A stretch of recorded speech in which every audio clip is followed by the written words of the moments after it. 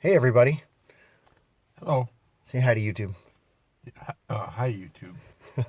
Actually, I'm here with my friend Garold, and I've got a double lung transplant success story right here. Oh, yeah. Right? Okay. Yeah. Yes. True story? True story. True story. So this is really a great story of a guy who's got he's had a real success with his double lung transplant. So, Yes. correct? Correct. All right. So if you're wondering if there's hope after a double lung transplant, there really is. Tell us what it was like before and what it's like now. Well, before, I was very limited to whatever I could do, and I was on a lot of medication for 10.5 years, and then in 2015, 2016, April 29th, I got my double lung transplant, and as I 2016. yeah, this 2000, yeah, April 29th, 2016. So that's just a little over a year ago. A year and a A half. year and a half. Yeah, yeah. So I started to go to work probably 10 months after I had my transplant. Not even that, and been working ever since. But the main thing with the transplant is you got to really follow what the doctors tell you can do and you can't do, and wearing your mask and everything. And I've been out of the six of us that all went at the same time. I have the only one that has not been in the hospital for something, one thing or another, and the other have had some bad luck, but they're doing good now. But I mean, So out of all six of them, I have not been in the hospital. wow, you've done really good. So you're Yeah, like the biggest success story out of all of them. yeah, and a lot of it's to do with mindset. Is stay positive and stay active. I mean, just sitting around and worrying about, oh, I'm a double lung transplant, I can't do this, do that. You can do anything you want. I have. I went and bought a motorcycle so I could go riding. I go working with my friends. I go four wheeling. I go hiking. I do everything more now than I did before. I mean, before your lung transplant, you couldn't even really do anything, could you? No, at the very tail end, I couldn't even peel a shrimp. My grandson had to get my supper ready for me, and I had to eat a lot of soft food. But yeah, I didn't have long left to live when I finally got my transplant. He couldn't So even change his own oxygen bottles. yeah, so I mean, Like, and now he's working with me every day. We're doing like construction work, and he has no problem keeping up. He's got all kinds of energy well, I don't know most about of the that, time. but So, so the success rate from the six people that you went in with was pretty good. yes, we've had all six of us have had a really good success story. But they just unfortunately have caught different things. Like what? Oh, like fluid on the lungs, which is nothing to do with them. But that's one thing you have to stay active for you don't get fluid on the lungs. And and And but you're good about that. yeah, I'm very I do do your walking and stuff, and And you have to take a lot of medication. yes, yeah, I'm taking about 32 pills a day. So 32 pills a day, 4 times a day? Three. Well, no, that's how many pills I take a day is 32, Okay. and I take it well, 4 times a day. 4 times a day. So that's about 8 pills at a whack, usually. Yeah, well, morning is a big one, and that pretty much then at, before bedtime I only take two, but I mean but the rest of the time they're usually up around 6, 7 pills. And they're mainly anti-rejection pills, correct? Yes. They're like a steroid. Well, yes. I got three main and rejection pills I take, and the rest of them are just follow through. That uh, that you have to take. Like magnesium and stuff. A lot of that stuff you can buy over the counter, but now all the steroids you have to And go now for you have to take those for the rest of your the life. rest of my life. Yeah. So if you have a transplant, it doesn't matter who you are, you have to take them Yes. forever. Yeah. That's like liver or kidney. They have to do the same thing. They have to take. And what do they? I mean, did they tell you anything about life expectancy after a transplant? Yeah, they'll tell you, this is not a permanent thing, 2 to 5 years, but it's been so much greater than that. I think everybody goes way past 5. Yeah. So I've heard of people having 20 years or better. So it's possible to live the rest of your life. And as I'm 66, so I doubt if I would ever live to see 90, but I mean I could. I wouldn't doubt it. The way I mean, you don't. I mean, you look as healthy as any 66-year-old that I know.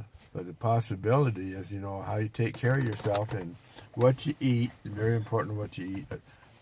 It looks like I've ate a lot, but He's doing good. I gained 50 pounds and I usually weigh Wow. 120, 130, but I'm up to in this 170. So the key is stay active. Don't sit Very around. active, yeah. Don't sit around and worry about, they'll tell you, you got to wear your mask. Well, what you do, in certain areas when you're in an elevator and everybody's coughing and snotting at the nose, wear your mask. Geez. Wear your mask. But Wear your mask. Yes, and it's very basic. Keep your hands clean. When you go into places, and always wipe down. If you go to the store, have your wipes. Wipe down the grocery cart, and have your sanitizer with you. But always just stay real clean is the main when you go out.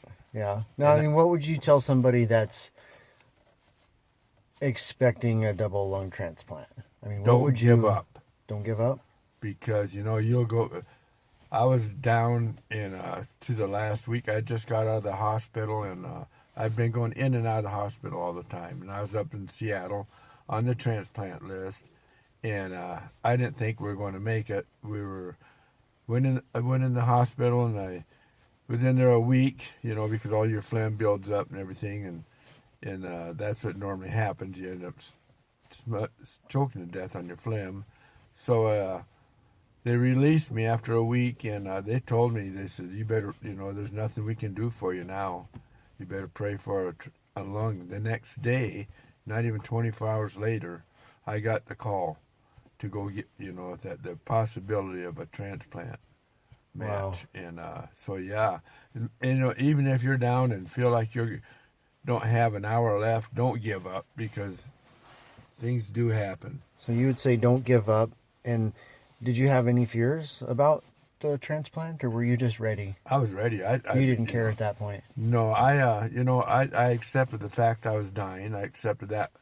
I have never denied that. But as far as the transplant goes, I didn't know what to expect. I just was ready for it. Whatever. And they would tell you, you're going to be split open. Now they cut like a clam. They cut your sternum open. Yeah. And they spread your rib cage open. Well, they go from armpit to armpit.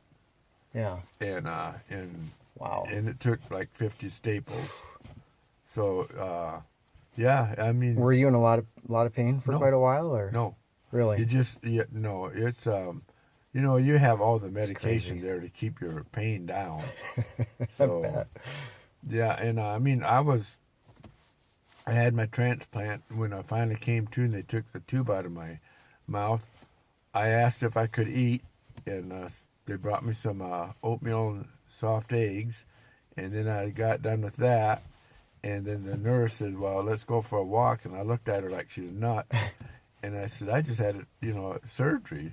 She said, if you don't get up now, you won't do it. So Awesome. I got up, did 35 feet, then her and I did it a little later, and I did 350, and then the next day my first walk was 900 feet. Wow. So the main thing is keep walking and stay active, and just, I mean, you are in pain. Don't get me wrong. There is pain, and I mean, but you just gotta not worry about it. You just gotta get up. This has given you your life back, hasn't it? Oh yeah, I mean, I'm not doing, only that, but some.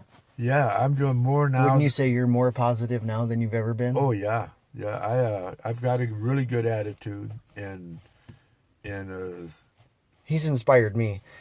I was kind of down and out when I met him a little bit, and just his positive attitude after coming through what he's been through, almost dying and getting a transplant and doing so much better. You can just tell this guy's attitude's changed for the better, and it's giving him new hope, and he's got a new outlook on life, and it just rubs off on me every day.